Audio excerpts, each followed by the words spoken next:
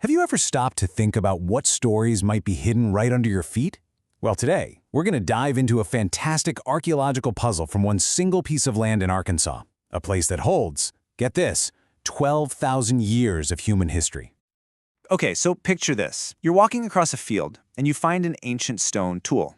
How cool is that? But then you find another and another, and pretty soon you're asking the big question, what is it about this spot that made so many different people for so long call it home? We're going to solve that mystery, and we're going to do it by following three big clues. All right, our first clue doesn't even start with people. It starts with the land itself.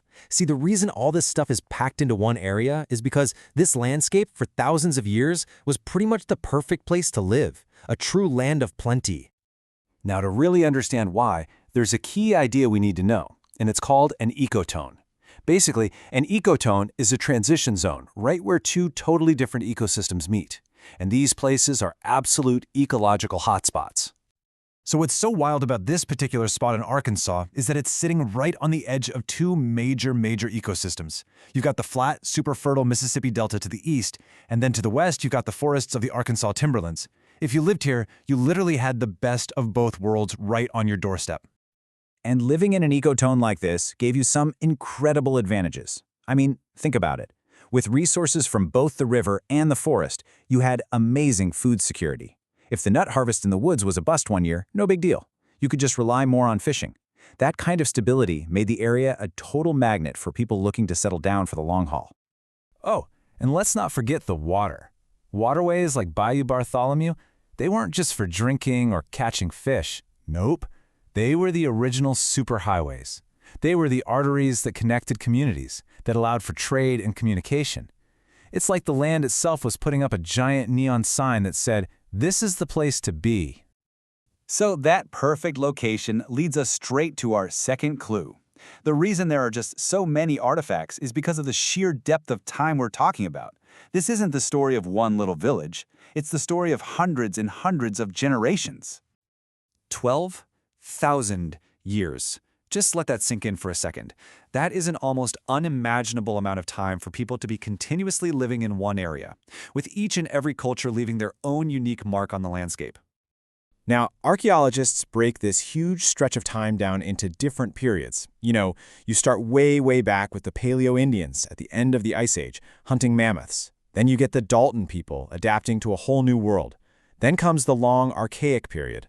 Then the Woodland period, which brought us pottery and the bow and arrow, all leading up to the complex farming societies of the Mississippian period. And every single one of these groups left behind their own signature. The tools they made, the weapons they used, the pots they cooked in, it all tells a little piece of this massive, epic story.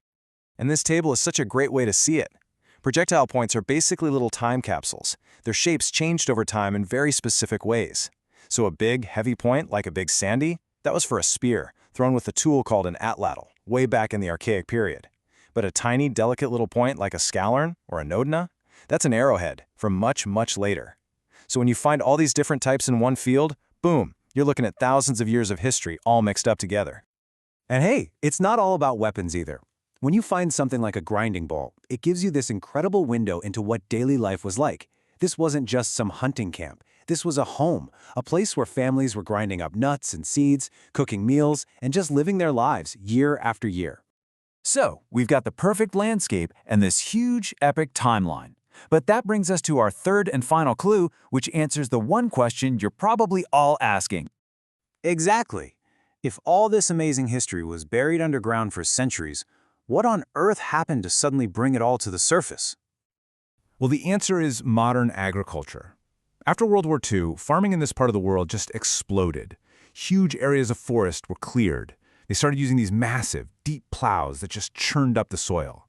But the real game changer was precision land leveling, using machines to make the fields perfectly flat for irrigation. And in doing that, they essentially scraped off the top layers of the historical landscape. And here is the great, mind-bending paradox of this whole thing. The only reason we're finding all this incredible deep history is because the original historical landscape has been transformed, and in some ways, destroyed.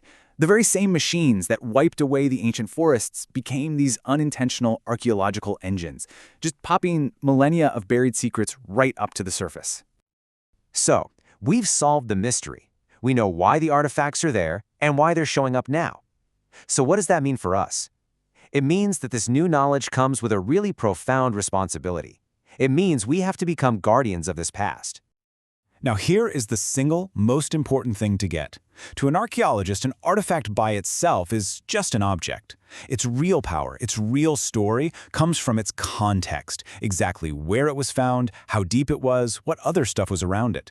That context is what lets us piece together the puzzle. And this is why the absolute #1 rule is to never, ever dig for artifacts.